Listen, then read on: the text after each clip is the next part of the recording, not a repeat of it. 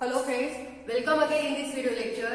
In last video lecture we will start the Compton effect. Okay, the scientist A.S. Compton performed an experiment for the particle radiation in which he said that when we supply the monochromatic X-ray on any target molecule, at that time that target molecule contains the wavelength of incident radiation as well as they also contain scattered radiation of higher wavelength, and by measuring the wavelength and we can determine the theta, that is the angle between the incident radiation and the scattered radiation. Now see this diagram in which this is the incident X-ray or incident radiation on the target molecule, and when we incident monochromatic X-ray or any X-ray light on target molecules, at that time the target molecule scattered some radiation, but when they scattered some radiation, at that time this target molecule having wavelength of incident X-ray as well as they also have wavelength of scattered radiation or scattered X-ray. This is the main aim of Compton effect, and they also find out the wavelength of incident X-ray and wavelength of the scattered X-ray, and he give the difference between wavelength of scattered radiation and incident radiation, which is called as equation 1. Now in next picture he say that from this equation 1 we can say that this lambda,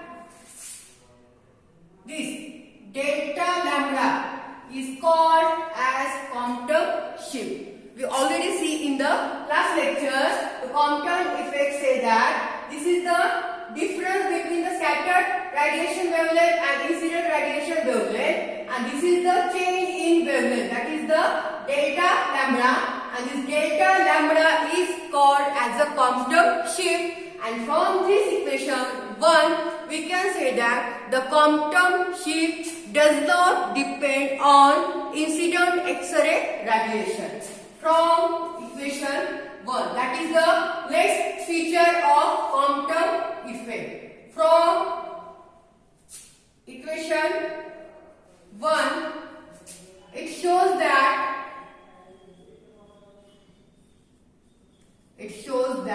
Compton shift, it is show that Compton shift, that is delta lambda, does not depends on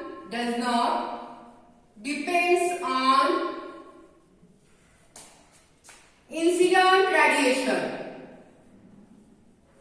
incident X-ray radiation. This equation gives the change in wavelength of scattered radiation and incident radiation, and that change in wavelength is given by delta lambda. That delta lambda is called as a Compton shift, and this Compton shift does not depend on the incident X-ray radiation. Okay, this is the next picture.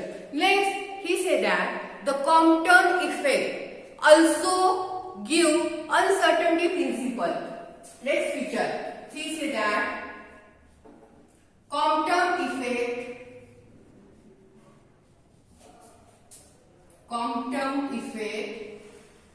also give uncertainty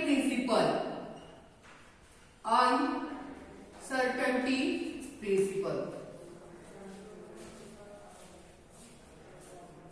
The next feature of Compton effect is that he said that the Compton effect also show or also give uncertainty principle, and we know that the Heisenberg uncertainty principle, in that principle he said that we cannot measure the position and momentum of electron simultaneously, and this uncertainty principle is given by Compton effect. How they give uncertainty principle? Suppose we supply X-ray to the electron, and we know that After supplying X-ray radiation to the electron, the collision takes place between the X-ray photon and electron of target molecule. At that time, the energy of scattered radiation, the wavelength of scattered radiation is increases, and when the wavelength of scattered radiation is increases, at that time the frequency of scattered radiation is lower or decreases, as well as the energy of scattered radiation is also lower or decreases. Got it? The next feature in Compton effect, he said that Compton effect also give uncertainty principle, and uncertainty principle is that we cannot measure position and momentum of electron simultaneously. Then how the Compton effect give uncertainty principle? He said that when we use or supply X-ray radiation to the material or to the electron, and after that the collision takes place between the X-ray photon and electron of target molecule. At that time the wavelength of scattered radiation is increases, and when the wavelength of any material or molecule is increases, and here the wavelength of scattered radiation is increases, and when wavelength is increases, the frequency of scattered radiation is decreases or lower, as well as the energy of scattered radiation is also decreases or lower. Suppose we supply the next feature of Compton effect. If we use X-ray photon,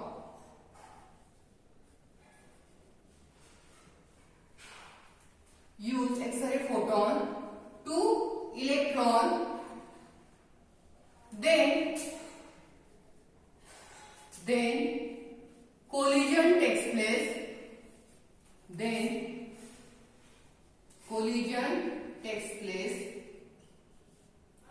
And the wavelength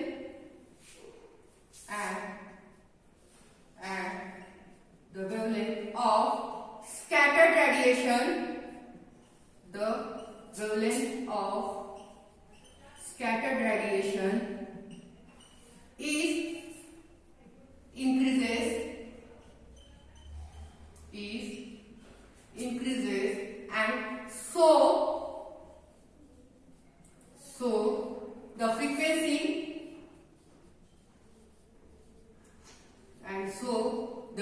frequency of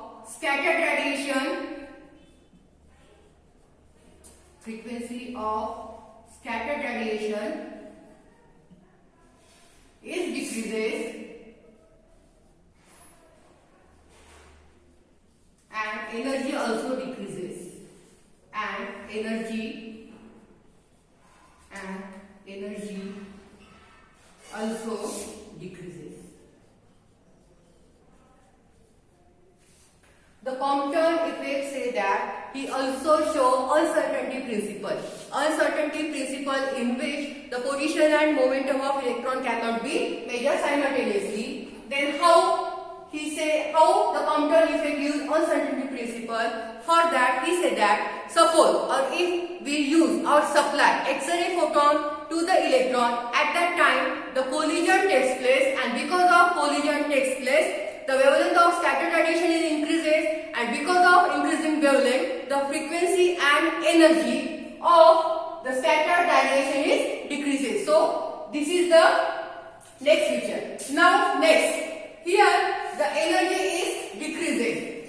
Then the sum part of energy of X-ray photon transfer to the electron whose energy is changed.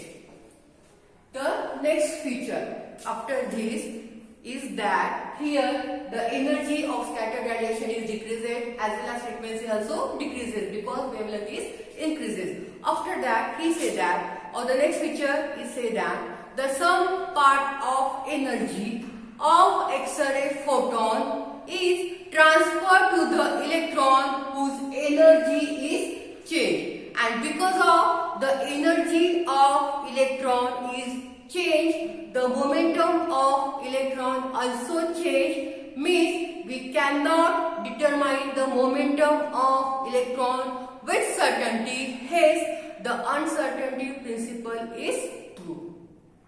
Got it? In last feature, the Compton effect say that he also give the uncertainty principle, and for that we supply X-ray photon radiation to the electron, and because of that collision takes place, and because of collision takes place, the wavelength of scattered radiation is increases, and because of wavelength is increases, the frequency and energy of scattered radiation is decreases, means the energy is lower, and because of that the sum part of energy of X-ray photon is transferred to those electrons whose energy is changed, means the energy of electron is changed, that's why the momentum of electron also changed, means what? The momentum of electron cannot be determined with certainty, hence the uncertainty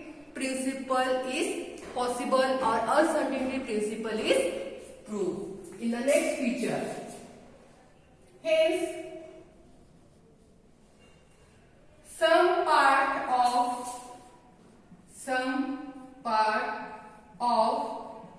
X-ray photon, some part of X-ray photon is transferred to the electron whose energy is changed,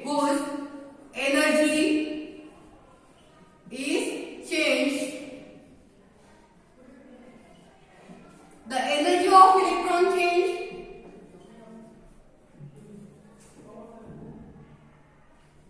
the energy of electron is changed, so momentum also changed,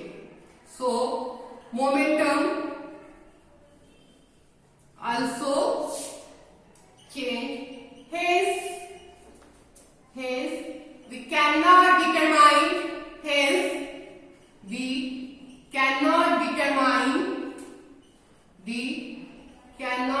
determine momentum of electron, we cannot determine momentum of electron with certainty,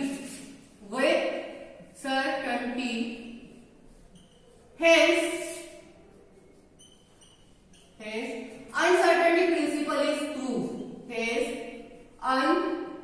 uncertainty principle is proved.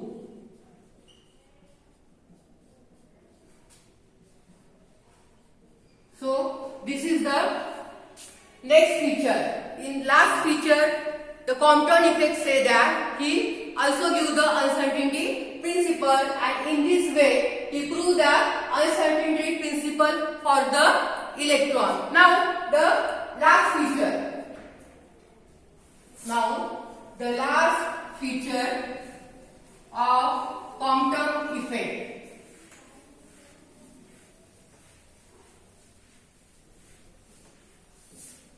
In last feature, he says that is delta lambda, that is the Compton shift. In Compton effect, the main focus or the most important things are the incident radiation, scattered radiation, and the target molecule, which having low atomic weight. And for this Compton effect, or most important for the Compton shift, the nature of target molecule is not important. The most important thing for this Compton effect is the theta, that is the angle between incident radiation and scattered radiation. Now the last feature is the Compton shift. the quantum shift does not depend upon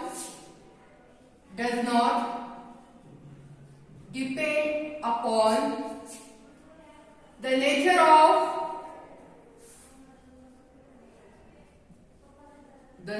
of target molecule. The nature of target molecule, it totally depending on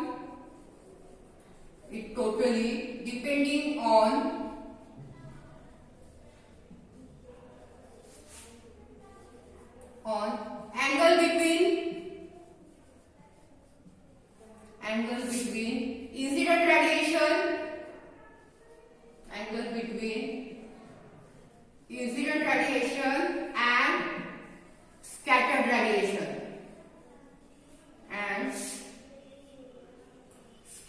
radiation. So this is the quantum effect, in which he said that when we supply monochromatic X-ray light or X-ray incident radiation on target molecule whose atomic weight is low, at that time that target molecule having wavelength of incident X-ray photon as well as the scattered radiation of higher wavelength, means that target molecule having two types of wavelength, incident radiation wavelength and higher scattered radiation wavelength, and then we can calculate the wavelength or change in wavelength by considering the wavelength of scattered radiation and the wavelength of incident radiation, and the difference in wavelength of scattered radiation and incident radiation, that is delta lambda, which is called as the quantum shift. And this quantum shift does not depending on the nature of molecule or nature of target material, is totally depending on the theta, that is angle between incident radiation and scattered radiation. So this is the quantum effect. Okay. Now in next lecture we will start the next point. Thank you so much.